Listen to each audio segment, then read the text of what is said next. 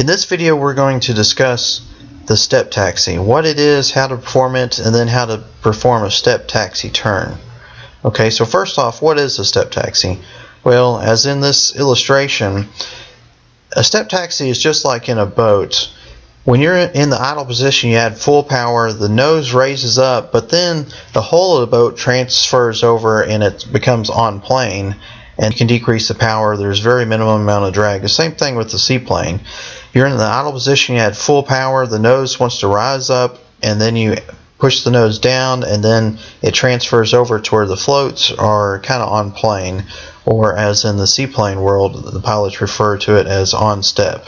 So as you can see on this illustration, it's just the very bottom end of the float is exposed underneath the water or in contact with the water, so very minimum amount of drag in this situation.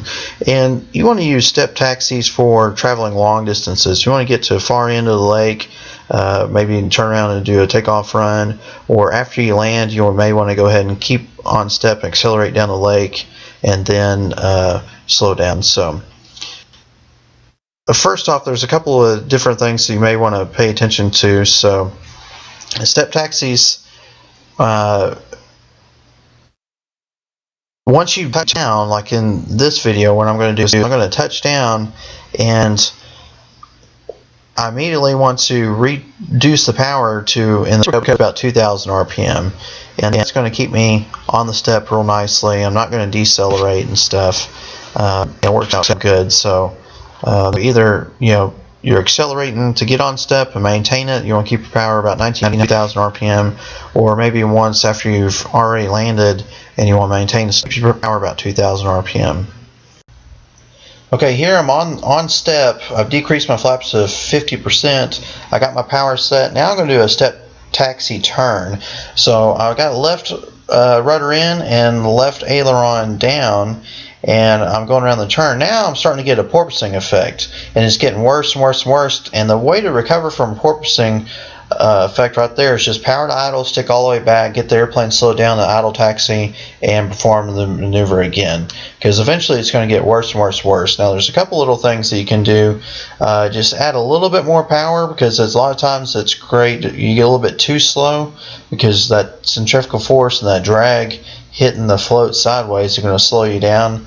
So keep a little bit of power in, and then just kind of play with your pitch a little bit. It may take just a little bit of back pressure, maybe a little bit more forward pressure, but most of the time it's a little bit more back pressure.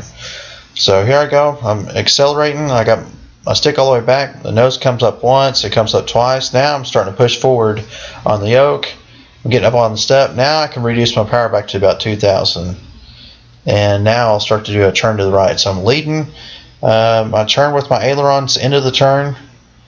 And this is a really weird effect, like really weird once you're actually doing it, because the airplane feels like it's going to roll over on you, and then it's trying to, centrifugal force is trying to sling you away from the turn, so it's trying to press you up against the cockpit and slide you out of your seat, and it's just a really unnatural feeling that you get. So here I am up on step. I'm watching out for those boat waves. You got to really be careful. You don't want to hit those and get launched or get in a bad attitude. So I'm continuing the right turn, and then I'll accelerate out and take off. But as you can see, I'm moving along pretty good, probably, I don't know, 30-40 miles an hour. So if you really want to run down the lake, get to a different area of the lake and then slow down, you can do this.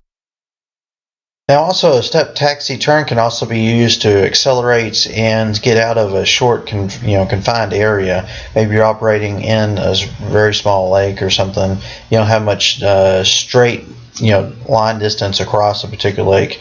So what we use is called a J-shaped takeoff. In this diagram it shows a J-shape to where we really don't have too much straight line distance between one shoreline or the next. So in this case, I want to go ahead and idle taxi over towards the right shore, downwind, and then I want to go ahead and accelerate, get on step, and while I get on step, decrease the power the first half to maintain the step, accelerate around, and then the last, quarter of the turn, go ahead and apply full power, and then by the time you get back to where you're into the wind, you're pretty much already at takeoff speed. So that way you maximize your potential water takeoff area and utilize it to the best ability possible.